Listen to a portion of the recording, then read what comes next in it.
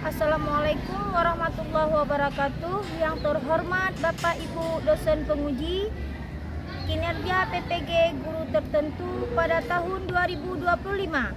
Memperkenalkan, nama saya Fitria Hikamah, sarjana pendidikan. Saya merupakan mahasiswi PPG guru tertentu batch 2 tahun 2025, program studi pendidikan biologi dengan NIM 243128914986. Saat ini saya mengerjakan di MTSN 5 Pidil Jaya.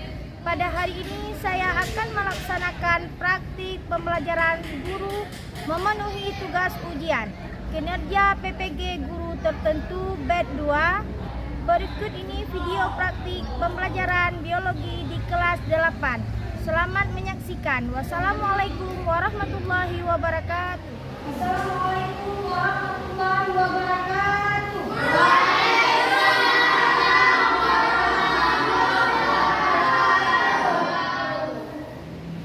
Bagaimana kabar hari ini, anak ibu? Alhamdulillah, luar biasa. Allahu Akbar. Ya, supaya diberi kelancaran dan kemudahan proses belajar kita terlebih dahulu membaca doa yang dipimpin oleh ketua kelas.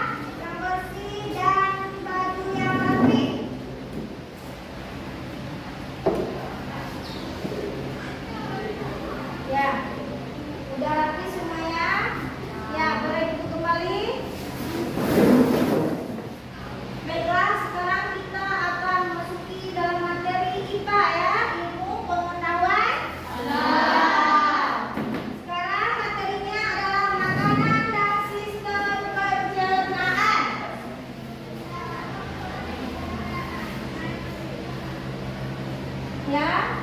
Pendahuluan setiap makhluk hidup memerlukan makanan untuk bertahan hidup, dan makanan memberikan energi dan zat-zat yang diperlukan untuk tubuh dan perkembangan dan menjalankan fungsi tubuh. Agar zat-zat dalam makanan dapat dimanfaatkan, tubuh manusia memiliki sistem pencernaan dan berfungsi untuk bercerna dan menyerap zat gizi dan makanan. Setelah itu, jenis zat gizi dalam tubuh. Yang pertama, makanan yang kita konsumsikan mengandung berbagai zat gizi penting, yaitu ada berapa? Ada 6. Yang pertama, ada karbohidrat. Fungsinya adalah untuk sumber energi utama, contohnya nasi dan roti. Yang kedua, protein untuk membangun dan memperbaiki jaringan tubuh, contohnya adalah telur dan ikan. Selanjutnya ada lemak. Lemak adalah cadangan makanan ataupun energi, contohnya minyak dan kacang-kacangan. Itu mengandung zat lemak. Selanjutnya adalah ada vitamin. Berfungsi adalah untuk menjaga fungsi tubuh, contohnya buah dan sayur. Selanjutnya adalah organ-organ sistem pencernaan dan fungsinya. Sistem pencernaan manusia terdiri dari organ-organ yang bekerja secara selanjutnya, yaitu ada apa? Yang pertama ada mulut, yang kedua kerongkongan, yang ketiga ada lambung, yang keempat ada usus halus, yang kelima usus dalam, dan yang keenam ada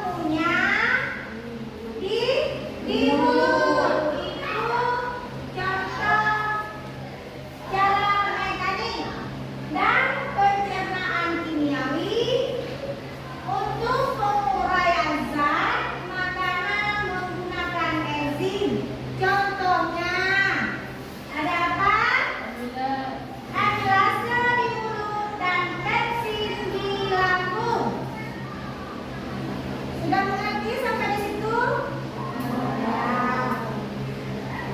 Ya, kalau sudah mengerti, selanjutnya gangguan pada sistem pencernaan.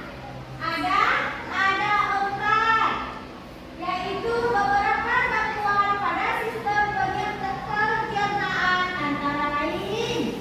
Yang pertama, sariawan, yaitu luka pada mulut atau lidah.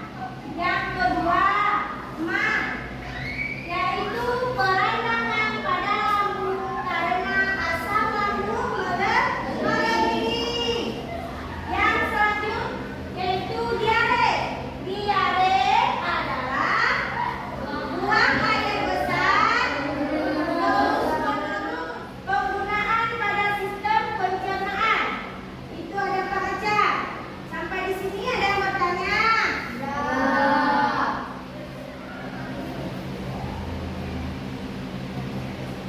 Ya, selanjutnya menjaga kesehatan sistem pencernaan. Yaitu ada 5 macam. Yang pertama, makan makanan bergizi dan keseimbangannya. Dan yang kedua, memperbanyak konsumsi serat.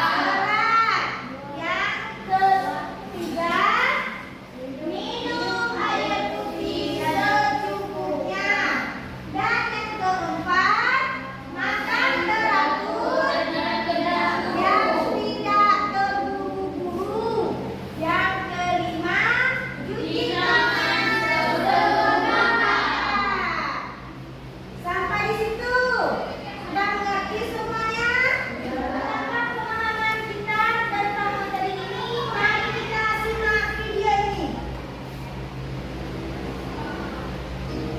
Hai, kembali lagi bersama Fun Science. Jadi, kita akan membahas berkenaan tentang sistem pencernaan. Tahukah kamu, makanan yang kalian makan tidak akan ada artinya jika tidak dicerna.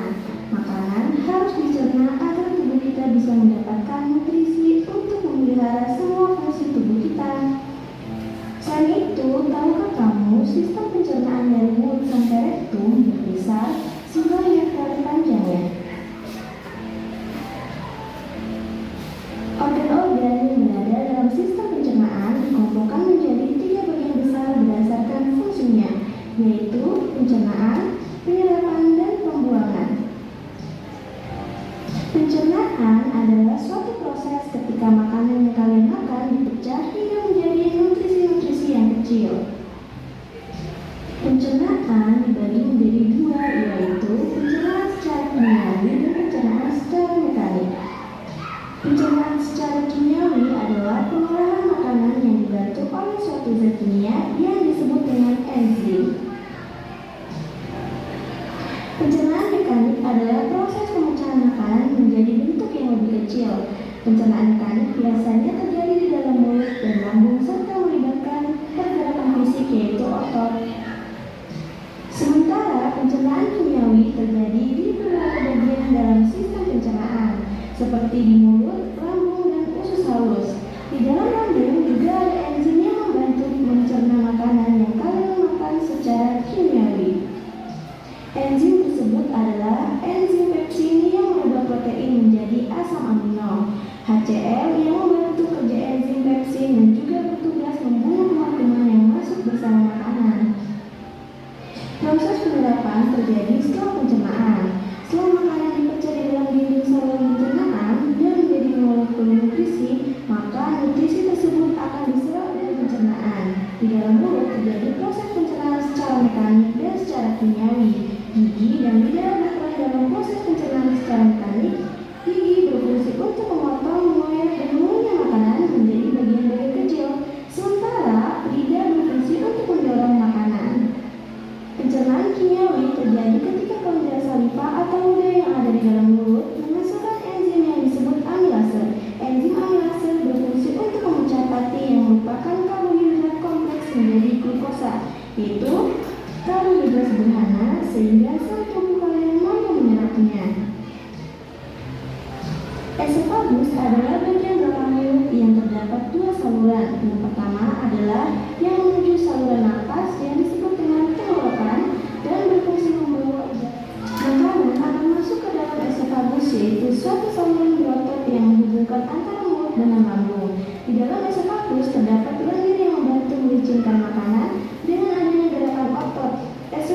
yang disebut gerakan peristaltis. Makanan akan didorong masuk ke dalam lambung. Setelah makanan masuk ke lambung, terjadilah pencernaan secara mekanik dan kimiawi. Pencernaan secara mekanik dilakukan oleh otot halus yang melapisi dinding lambung, sedangkan pencernaan secara kimiawi dibantu oleh cairan pencernaan. Cairan pencernaan ini mengandung enzim pepsin yang mencerna protein menjadi asam amino. Cairan pencernaan juga mengandung asam klorida atau HCl yang membunuh kuman-kuman yang masuk ke makanan kalian adalah berupa cairan kental. Tahukah kalian bahwa usus halus kalian panjangnya sekitar 6 meter, tetapi diameternya hanya sekitar 2-3 cm. Oleh karena itu disebut sebagai usus halus atau usus kecil. Di tempat inilah terjadi proses pencernaan kimiawi paling lama di antara organ-organ pencernaan lainnya. Ketika sampai ke dalam usus halus, maka makanan kembali dicerna secara kimiawi. Hati dan pankreas mengirimkan zat-zat kimia untuk membantu proses pencernaan tersebut. Hati membuat empedu yang berfungsi untuk mengecil lemak yang kita makan menjadi butiran-butiran kecil. Setelah itu dibuat empedu akan disimpan di dalam kantung empedu dan dikeluarkan ketika makanan mencapai usus halus. Setelah pencernaan kimiawi selesai, molekul nutrien siap untuk diserap tubuh. Struktur dalam bagian usus berupa lipatan-lipatan kecil seperti jari yang disebut dengan villi berguna untuk memperluas area penyerapan. Saat makanan mencapai usus halus, semua nutrisi telah diserap. Yang tersisa hanyalah air dan sisa-sisa makanan yang tidak dapat dicerna, seperti serat atau biji-bijian. Air dan sisa-sisa makanan tersebut dibawa ke usus besar. Di dalam usus besar terjadi proses penyerapan air, sementara sisa-sisa makanan siap untuk dikeluarkan. Panjang usus besar sekitar 1,5 meter. Usus besar mengandung bakteri baik yang membantu membentuk vitamin K. Akhir dari usus besar adalah rektum, tempat sisa-sisa makanan ditekan menjadi bentuk padat. Sisa makanan ini kemudian dikeluarkan dari tubuh melalui anus. Setelah kita mendengarkan materi pemaparan tentang sistem pencernaan, maka silakan kerjakan review untuk mengingat kembali. Materi kali ini kita cukupkan. Setelah menyimak pembahasan dan menonton video, materi barusan adalah apa ada yang ingin